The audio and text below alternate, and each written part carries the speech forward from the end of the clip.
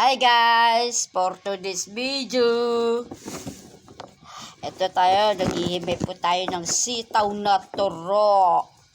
Ayun guys, so, magkano to ang isang big case? 35 ang isang big case po na ganito. Kamahal po talaga ng gulay dito.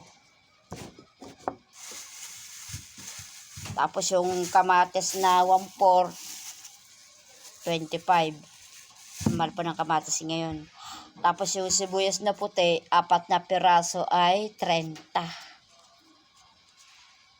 Kaya hindi na po kakasa yung 100. Ang hirap po talaga mag-budget po talaga.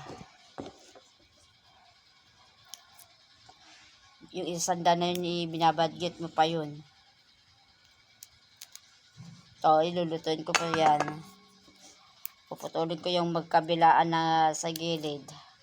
At gugulayin ko. May dumadaan nga naman na nagtitinda ng gulay dito. Ay bumili po ako. Ang mahal po talaga ng mga gulay po ngayon. Kasi yung pupunta ka pa ng bayan, ang mahal po ng pamasahe. Pamasahe lang po ay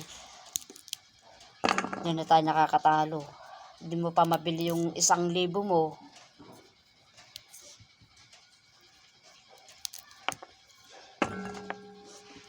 Kaya di nakakasa yung 1,000 na budget kung pupunta ka ng bayan.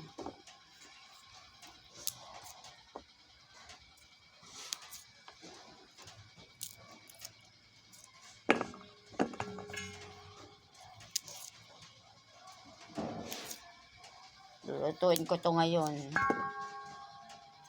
Matagal nang di ako uulam ng sitaw na turo.